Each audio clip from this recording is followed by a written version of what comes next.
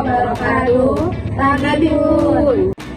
Di sini saya akan memperkenalkan kelompok kami, Nikon, yang terdiri dari saya Willy Fitriani, Saya Novia Rahmadona. Saya Siti Hadijah. Saya Yulianti.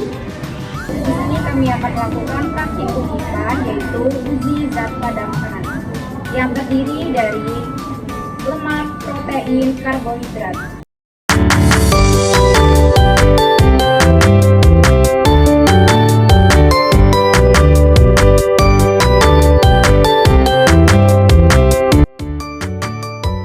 Pertama, praktikum uji karbohidrat. Bahan dan alat yang digunakan ada piring, kentang, biskuit, tepung terigu, margarin, telur rebus, nasi, pisang, gula pasir, apel, dan tahu putih. Langkah pertama praktikum, susun bahan makanan pada piring yang sudah diberi label nama. Tetesi satu persatu bahan makanan dengan 2-3 tetes betadine. Kemudian tunggu 5-10 menit untuk mengamati reaksinya.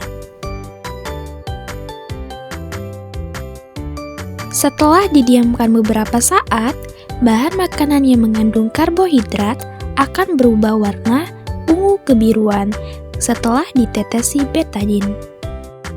Dapat kita lihat jika nasi, pisang, tempe, kentang, tahu, dan tepung terigu menunjukkan perubahan yang signifikan terhadap warnanya menjadi keunguan.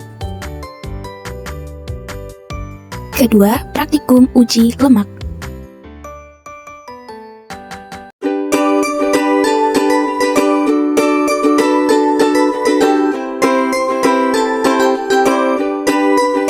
Alat yang digunakan ada piring plastik, pipet, dan kertas coklat.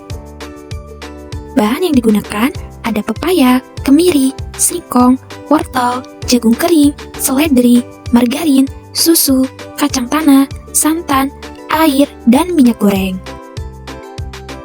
Usapkan bahan makanan pada kertas coklat yang sudah diberi label, kemudian diamkan selama 10 menit.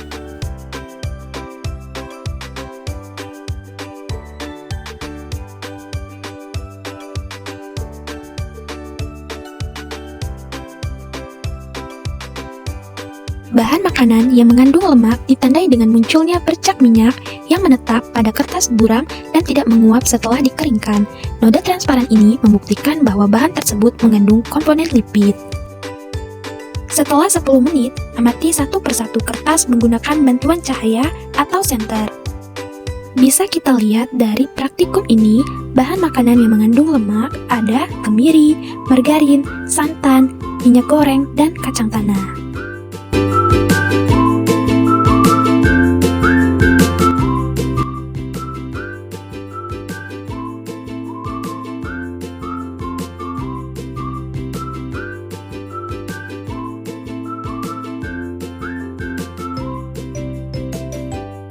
Alat yang digunakan ada lilin, penjepit, dan piring plastik.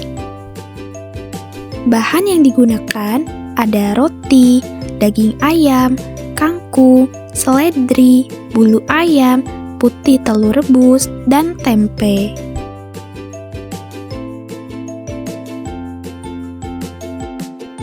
Praktikum kali ini akan dilakukan secara kualitatif sederhana melalui uji pembakaran dengan bulu ayam yang digunakan sebagai kontrol positif karena kandungan protein yang tinggi. Uji pembakaran ini mendeteksi keberadaan unsur nitrogen yang merupakan ciri khas struktur protein yang tidak ditemukan pada karbohidrat atau lemak.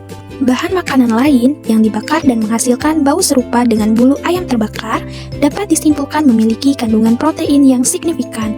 Reaksi ini mengonfirmasi peran bahan tersebut sebagai zat pembangun.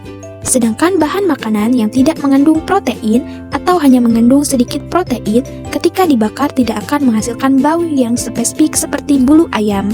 Setelah diuji praktikum, ternyata roti, daging ayam, putih telur, dan tempe mempunyai aroma yang sama seperti bulu ayam yang dibakar. Itu berarti menunjukkan bahan makanan tersebut mengandung protein.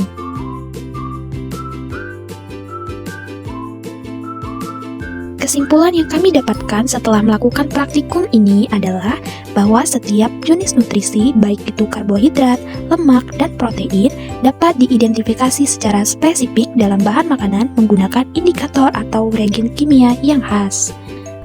Perubahan warna, penampakan fisik, atau perubahan bau tertentu yang diamati merupakan bukti kualitatif dari keberadaan zat gizi tersebut dalam sampel makanan.